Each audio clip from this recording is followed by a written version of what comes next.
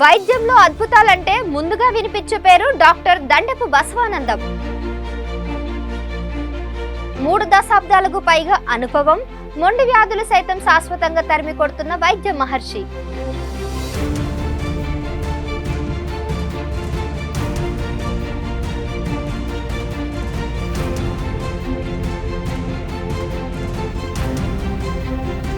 జీవితాంతం భయపెట్టి వ్యాధులు కూడా ఆయన చేతుల్లో లొంగిపోతాయి. దేశవ్యాప్తంగా ఎన్నో అవార్డులు, రివార్డులు ఆయన సొంతం. దేశవ్యాప్తంగా హోమియోపతిని ప్రజల్లోకి తీసుకుని వెళ్తున్న డైనమిక్ స్టార్. సామాన్యులకు సైతం అతి తక్కువ ఖర్చుతో వైద్యం అందిస్తూ రోగుల జీవితాల్లో వెలుగు నింపుతున్న వైద్య శివామహుడు.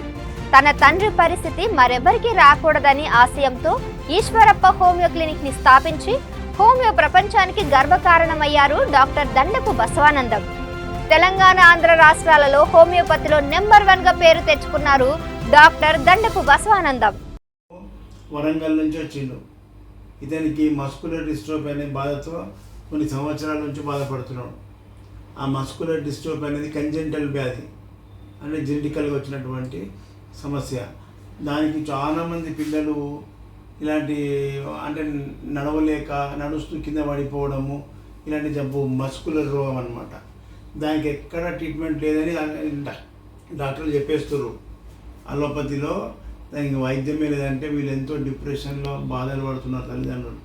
అలాంటి వారికి హోమియోపతిలో వైద్యం ఉన్నది అని చెప్పడము, సక్సెస్ఫుల్ ట్రీట్మెంట్ చేసి వాళ్ళకి ప్రజలది చూపించడం వల్ల ప్రజలు ఇంట్లో పండుకున్న వాళ్ళంతా కూడా లేచి వస్తున్నారు. ఇప్పుడు ఈ కార్తీక్ అనే అతను వరంగల్ నుంచి వచ్చిండు. అతను ఏం మాట్లాడతాడో, ఎన్ని హాస్పిటల్ తిరిగినాక ఇంటికి వచ్చినాక తగ్గిందో మీరు చెప్తే వినండి. అట్లాగే వాళ్ళ మదర్ కూడా మాట్లాడుతుంది. కార్తీక్, ఎక్కడి నుంచి వచ్చినావు? గట్టిగా వరంగల్ నుంచి వచ్చినావు. ఇప్పుడు ఈశ్వరప్ప హోమియోపతి మందులు వాడి ఎన్ని నెలలు అవుతుంది? 3 నెలలు. 3వ విజిట్ ఇది. 2 నెలలు వాడినావు, 3వ విజిట్ వాడుతున్నావు. ఇంకా వాడలే కదా, 2 నెలలు వాడినావు.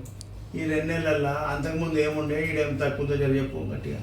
అంతకుముందుకు నాకు నడవనికి కానీ కొంచెం బలం లేకపోవడం, కింద పడిపోవడం, మెట్లు ఎక్కడానికి ఇబ్బంది ఉండే. ఇప్పుడు కొంచెం నడవనికి ఇంప్రూవ్ అయినా, కొంచెం బలం ఉన్నది, అంతే, కొంచెం ఇంప్రూవ్మెంట్ అయితే. ఎన్ని హాస్పిటల్ తిరిగినాక వచ్చినావు ఇక్కడికి? ఇక్కడికి నేను చాలా హాస్పిటల్ తిరిగాను. ఎయిమ్స్, తర్వాత వరంగల్ చాలా హాస్పిటల్. అమ్మ చెప్తుంది, అమ్మ